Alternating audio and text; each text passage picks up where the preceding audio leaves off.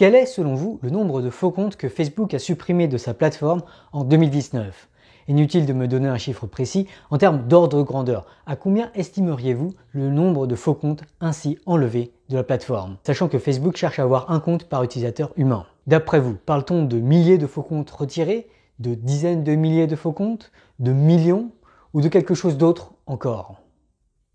Depuis maintenant une bonne décennie, les réseaux sociaux font désormais partie de notre quotidien. À chaque fois qu'on sort nos téléphones ou qu'on ouvre nos ordinateurs, bon nombre d'entre nous recevons des notifications ou regardons les fils d'actualité de Facebook, Twitter ou YouTube de manière parfois instinctive et sans se poser trop de questions. Pourtant, derrière chaque nouveau post Facebook, chaque nouveau tweet et chaque nouvelle vidéo que vous voyez, il y a en fait une histoire extrêmement complexe qui vient de l'interaction entre de nombreuses entités plus ou moins bienveillantes et d'un tri algorithmique effectué par des systèmes d'intelligence artificielle les plus sophistiqués qui n'aient jamais existé.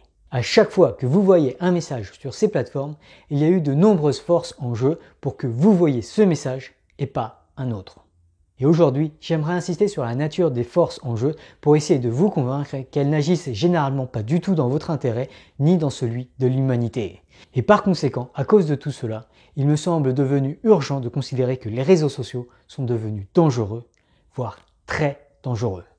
Dangereux pour les utilisateurs, mais aussi et surtout pour la santé publique et la sécurité nationale. Via le cyberharcèlement, la mésinformation médicale ou encore la radicalisation idéologique, les réseaux sociaux causent déjà d'horribles souffrances, de nombreux décès et des préoccupations majeures pour le futur de l'humanité.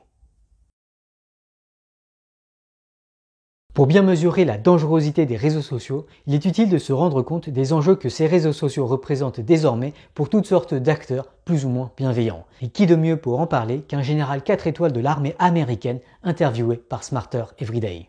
When you look at conflict, it's a contest of wills and people are involved. It's about people. And what we're seeing today is, you can influence someone before you're even at conflict with them, and you can influence them in the cyber domain. I know that there's huge social media campaigns that occur before an actual battle ever occurs now. Right. Is that true? You're exactly right.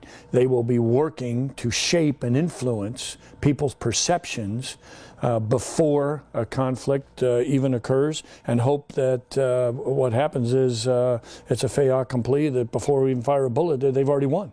And if you look at Russia and Ukraine, a little bit of that. And as soon as it was time to turn conflict, it was already over. Already over. They already had the territory. They already had what they wanted. Now they hold on to it. So this is new. And there are other aspects that are new. I would tell you that the speed of human velocity, of human interaction is at a rate never before seen. You can put out a video and millions look at it. And when I was your age, there's no way I could get millions of people to look at anything. This has an impact in conflict. It has an impact in everything in our society. Business, sports, military, conflict. It's a huge impact. Depuis maintenant au moins une demi-décennie, les réseaux sociaux sont devenus un terrain de bataille pour les forces militaires. Des rapports du Congrès américain ont ainsi identifié des campagnes de désinformation organisées par une agence russe appelée l'Internet Research Agency, ou l'IRA, pendant les campagnes présidentielles américaines de 2016. De façon perturbante, cette agence a produit et partagé des contenus à la fois contre le Parti républicain et en faveur du Parti républicain aux États-Unis. Clairement, leur objectif n'était pas de s'allier à l'un des deux grands partis américains. L'objectif de l'IRA semblait davantage d'aggraver la polarisation aux États-Unis en produisant, en partageant et en payant pour la diffusion en tant que publicité de contenus extrêmement clivants qui tantôt caricaturent le mouvement Black Lives Matter et qui tantôt caricaturent le camp opposé. Ce faisant, l'agence russe a certainement affaibli les États-Unis aussi bien sur le plan politique que sur le plan économique. Et alors, on pourrait se dire qu'il s'agit là d'un vestige de la guerre froide entre deux ennemis historiques. Cependant, cette cyberguerre qui vise à modifier les perceptions du grand public d'un pays s'est très largement généralisée depuis 2016. Le dernier rapport du Computational Propaganda Research Project d'Oxford, paru en 2021, liste désormais 81 pays dont des activités de désinformation organisées sur les réseaux sociaux ont été révélées. Et si vous lisez ce rapport, vous verrez que la France et la Suisse ne font pas partie de cette liste. Mais bien sûr, ça ne veut pas dire qu'ils n'ont pas de campagne de désinformation.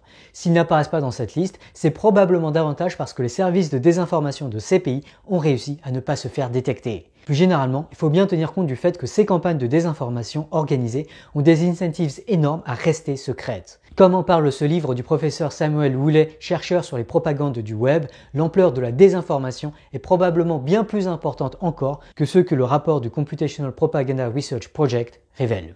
De façon inquiétante, la désinformation organisée grandit et se professionnalise. Le rapport liste ainsi 48 pays qui ont fait appel à des entreprises privées pour effectuer ce travail de désinformation.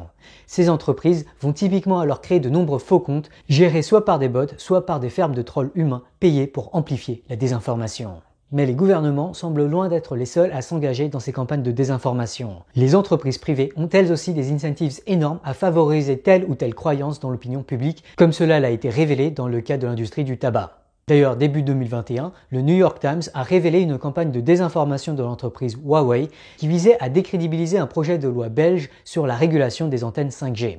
Huawei avait ainsi créé 14 faux comptes prétendant être des experts en télécommunications qui partageaient des critiques du projet de loi. Sachant qu'un contrat de milliards de dollars était en jeu pour l'entreprise, à bien y réfléchir, il n'est probablement pas étonnant que Huawei a investi dans cette campagne. Cependant, Huawei est loin d'être la seule entreprise avec des incentives énormes à influencer l'opinion publique. Google a récemment cherché à taire la controverse suite au démantèlement de son équipe d'éthique et est même allé jusqu'à modifier ses algorithmes pour faire disparaître l'onglet News lorsqu'un utilisateur américain recherche Timmy Gebru.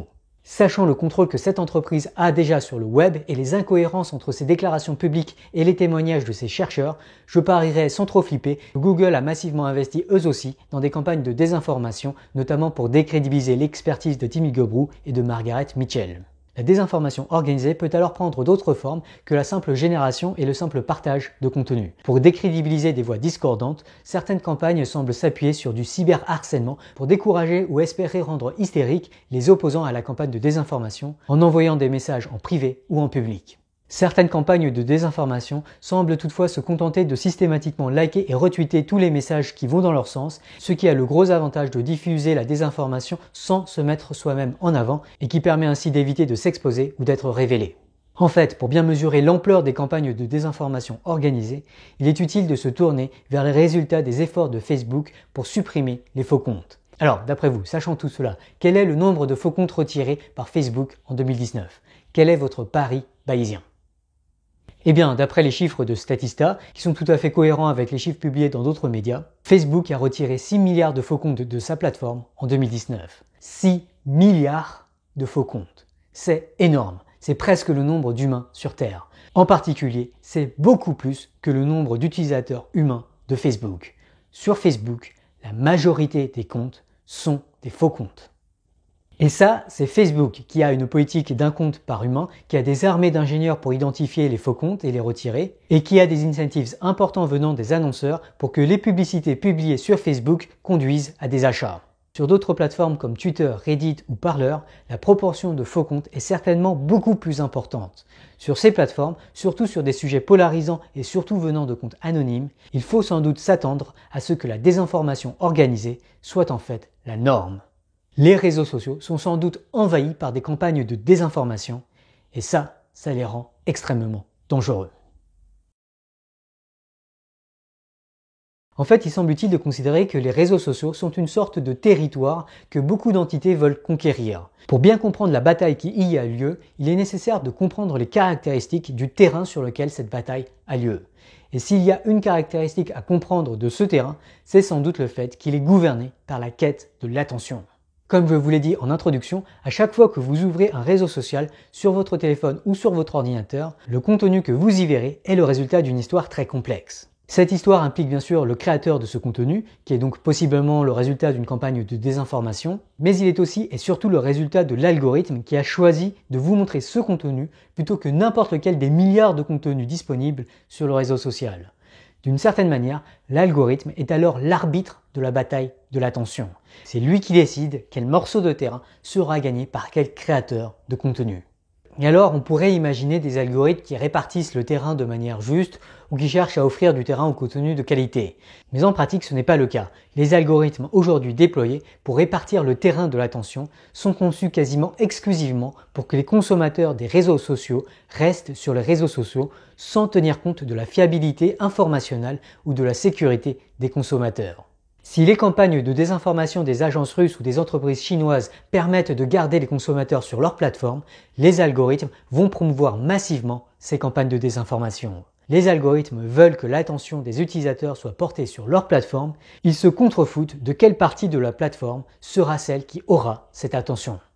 Et ça a des conséquences dramatiques. Par exemple, les investigations suite au scandale Facebook Cambridge Analytica ont révélé que de façon perturbante, pour la modique somme de seulement 46 000 $, les campagnes de désinformation de l'agence russe IRA ont eu une efficacité redoutable, affectant ainsi des millions d'Américains. Pourquoi ? Eh bien, parce que contrairement aux publicités des candidats à la présidentielle, les publicités de l'agence russe sont extrêmement aguicheuses et addictives, si bien que les utilisateurs exposés à ces publicités restaient généralement plus longuement sur Facebook après avoir consommé ces publicités. Ou dit autrement, les réseaux sociaux ont créé un marché de l'information où la désinformation coûte beaucoup moins cher à produire et à diffuser que l'information de qualité. Et ça, malheureusement, ça a des conséquences qui vont bien au-delà du cas de la désinformation. Comme l'explique très bien Veritasium, les créateurs de contenu aujourd'hui sont tous énormément influencés par le succès des contenus qu'ils produisent. Consciemment ou non, lorsqu'un type de contenu a un énorme succès, les créateurs de contenu vont alors en prendre note et vont produire davantage de contenu de ce type. Or, sur YouTube en particulier, l'influence de l'algorithme sur le succès d'une vidéo est monumentale. 2 vues sur 3 sur YouTube résultent de recommandations de l'algorithme. Si cet algorithme veut qu'une vidéo passable fasse 1 million de vues, il lui suffit de la recommander massivement, des centaines de millions de fois par exemple. Mais donc, comme les créateurs s'adaptent au succès de leur contenu, et comme ce succès est en très grande partie déterminé par l'algorithme, selon Veritasium, le contenu est l'algorithme. L'ensemble des contenus qui sont vus sur YouTube est ce que l'algorithme de recommandation promeut, non seulement via son influence directe, mais aussi via son influence indirecte sur les créateurs. Un corollaire de tout cela, c'est que les campagnes de désinformation qui likent et retweetent les contenus qui vont dans leur sens ont aussi un succès indirect similaire. Non seulement ce faisant, ils vont donner plus de visibilité à certains contenus plutôt qu'à d'autres, mais de façon plus importante encore, ces campagnes de désinformation vont aussi encourager les utilisateurs des réseaux sociaux à produire davantage de contenus qui vont dans leur sens. C'est sans doute ainsi que Twitter est devenu extrêmement polarisé et virulent. Non seulement ces contenus sont plus mis en avant, mais en plus, leur mise en avant encourage tous les utilisateurs de Twitter, consciemment ou non, à être davantage polarisés et virulents, car ces contenus connaissent plus de succès et flattent ainsi l'ego des utilisateurs de Twitter. Et tout cela, en tout cas à titre personnel, je le sais très bien, puisque je fais partie malheureusement de ces utilisateurs. C'est ainsi que les réseaux sociaux sont devenus une jungle incontrôlée et incontrôlable. Et alors, si ce n'était qu'une jungle sans effet sur le monde extérieur, ça serait peut-être mignon. Cependant, de nos jours, cette jungle est devenue extrêmement dangereuse, non seulement car elle est désormais dominée par des campagnes de désinformation, mais aussi parce qu'on y voit triompher le cyberharcèlement, la mésinformation médicale ou la radicalisation idéologique qui, eux, causent d'horribles souffrances, des décès tragiques et des préoccupations majeures pour le futur de l'humanité. Les réseaux sociaux sont dangereux, très dangereux. Sachant tout cela, il me semble urgent de protéger l'humanité de ces réseaux sociaux devenus extrêmement dangereux. Bien sûr, à titre personnel, vous pouvez vous en éloigner. Mais comme j'en parle ici, je vous conseillerais davantage d'avoir une consommation saine et raisonnée des réseaux sociaux, puisque des études suggèrent qu'une telle consommation, disons autour d'1 heure par jour, surtout si elle est orientée vers la création de liens ou vers de l'information fiable, ça semble une utilisation bénéfique des réseaux sociaux. Mais bon, bien sûr, c'est à vous de voir. Cependant, la dangerosité des réseaux sociaux n'est pas un problème uniquement individuel. Surtout quand il s'agit de santé publique ou de sécurité nationale, la consommation de vos concitoyens peut avoir des conséquences majeures sur votre propre santé ou votre propre sécurité, notamment quand il s'agit de maladies contagieuses comme le Covid-19 ou de tensions géopolitiques. Dès lors, il semble urgent de davantage réfléchir à comment rendre les réseaux sociaux bénéfiques. Et pour cela, il faut bien se rendre compte que tout réseau social qui deviendra influent attirera inéluctablement des acteurs malveillants qui souhaiteront promouvoir leurs idéologies ou leurs produits. Le grand défi, ce n'est pas de concevoir des réseaux sociaux qui seront bénéfiques si tout le monde se comporte bien. Le grand défi, c'est de concevoir des réseaux sociaux qui persisteront à être bénéfiques quand ils seront attaqués de toutes parts par les groupuscules, les gouvernements et les entreprises les plus motivés et les plus puissants au monde. En particulier, pour y parvenir, la recommandation ou la modération semble critique. D'ailleurs, l'exemple récent de Parler, une alternative à Twitter avec une modération minime qui a été envahie depuis par des mouvements d'extrême droite américains qui sont notamment derrière les émeutes du Capitole, cet exemple semble montrer à quel point la modération de contenu est nécessaire. C'est en tout cas ce qu'ont conclu Google, Apple et Amazon qui ont retiré Parler de leur service car Parler n'avait pas suffisamment de modération. Cependant, cette problématique n'est pas restreinte au réseau social Parler. Une ONG a ainsi poursuivi Apple pour ne pas avoir retiré Telegram, une application de messagerie où, semble-t-il, la radicalisation est beaucoup plus importante encore. De même, une grande partie de la campagne de désinformation du désormais président Bolsonaro au Brésil a eu lieu sur WhatsApp où il n'y a aucune modération ni recommandation de contenu. Des réseaux sociaux sans modération ni algorithme de recommandation semblent donc très vulnérables aux campagnes de désinformation ou de radicalisation. En tout cas, à ce jour, il semble difficile d'y voir des solutions robustement bénéfiques. En fait, protéger les réseaux sociaux de telles campagnes de désinformation, c'est un immense chantier extrêmement délicat.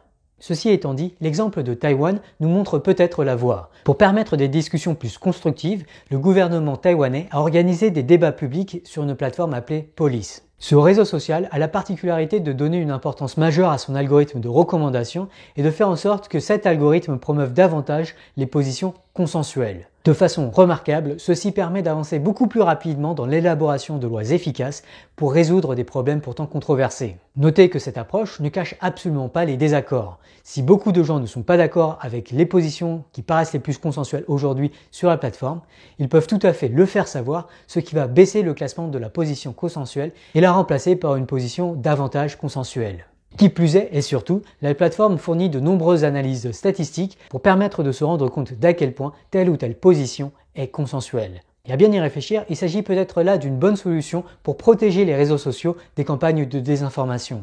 Plutôt que de constamment chercher à rabaisser la désinformation, ce qui semble extrêmement difficile sachant à quel point la désinformation est prépondérante, sachant la difficulté de la déconstruire et sachant qu'elle s'adaptera à nos déconstructions, il pourrait être plus efficace de constamment mettre en avant l'information consensuelle ou au moins quand il s'agit de science, l'information davantage fiable. Et on reparlera davantage beaucoup plus en détail dans les prochaines vidéos de cette option et des projets de recherche qui vont dans ce sens. Pour l'heure, malheureusement, les réseaux sociaux demeurent dangereux. Très dangereux. Probablement beaucoup plus dangereux encore que l'aviation, les traitements médicaux et l'énergie nucléaire, pour lesquels d'énormes investissements dans des autorités de certification ont été mis en place. Il me semble dès lors urgent d'en faire de même pour les réseaux sociaux. I find it fascinating that General Brown, a four-star general, a person who wields incredible military might, is concerned about the cyber domain. You heard him say it, right? Several times. We like to think about this place that we gather, the internet place here, as just a fun, consequence-free place where we can like and upvote and comment and subscribe and all that kind of stuff. But come on, we can all feel it. We just don't know how to say it. I feel this us versus them thing, and I've seen really smart friends fall into it, and I'm guilty myself.